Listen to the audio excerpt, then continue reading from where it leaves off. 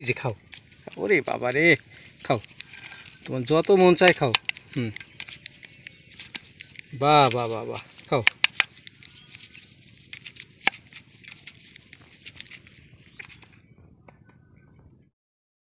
আসসালামু আলাইকুম, আবারও আপনাদের সবাইকে স্বাগতম।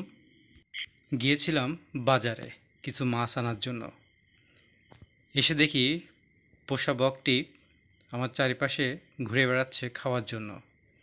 তো যেহেতু তার জন্য হাতে করে কিছু আনা হয়নি, তো তখনই বাজারে চলে গিয়েছিলাম মাছগুলো আনার জন্য।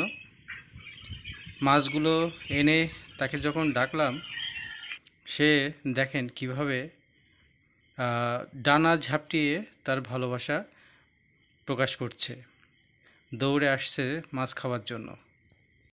মাছ দেখলে আর উপায় নেই, ছুটে আসবে আমার কাছে একেবারে।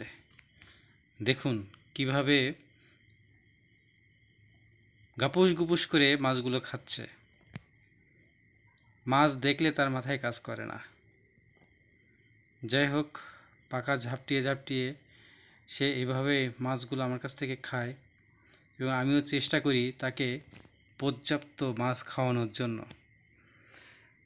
আমি তাকে উন্মুক্ত পরিবেশে কিছুদিন আগে ছেড়ে দিয়েছিলাম, যাতে সে তার মতো করে তার জীবনকে বেছে নিতে পারে। কিন্তু এখন দেখছি সে একটু বেশি পোষ মেনে নিয়েছে আমার, এবং সম্ভবত আমার কাছ থেকে ছাড়া সে মনে হয় না সে নিজে নিজে খুঁটে খেতে পারে। তো এই জিনিসটা নিয়ে আমি খুব চিন্তিত আছি। আমি মাঝে মাঝে চেষ্টা করছি ইদানিং পানিতে মরা মাছ ছেড়ে দিয়ে তাকে মাছ খুঁটে খাওয়া শেখানোর জন্য, কিন্তু আমি জানি না আমি এতে সাকসেস হতে পারবো কি না। সে প্রচণ্ডভাবে আমার উপরে নির্ভরশীল। আমি তাকে যতক্ষণ পর্যন্ত মাছ না দেব, আমার মনে হয় না সে খায়, এবং সে খুঁটে খাওয়ার মতো পজিশনে এখনও আসেনি। আমি যখন বিলে আসি, ও আমাকে দেখে আমার চারিপাশে উঠতে থাকে, যেটা দেখে আমার আসলে খুব ভালো লাগে। মনে হয় যে না, আমি তাকে সুন্দরভাবে পোষ মানাতে পেরেছি, বা সে আমার পোষ মেনেছে। একটা বন্য প্রাণীকে যে পোষ মানাতে পারবো, এটা আমি কখনো ভাবিনি।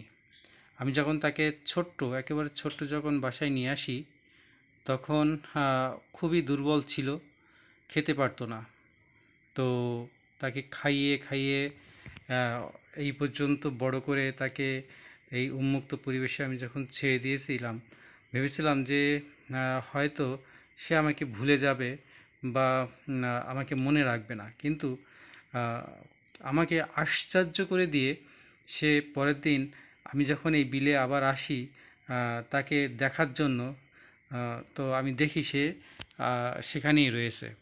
তো এটা আমাকে অনেক অবাক করেছিল। ভালো থাকবেন।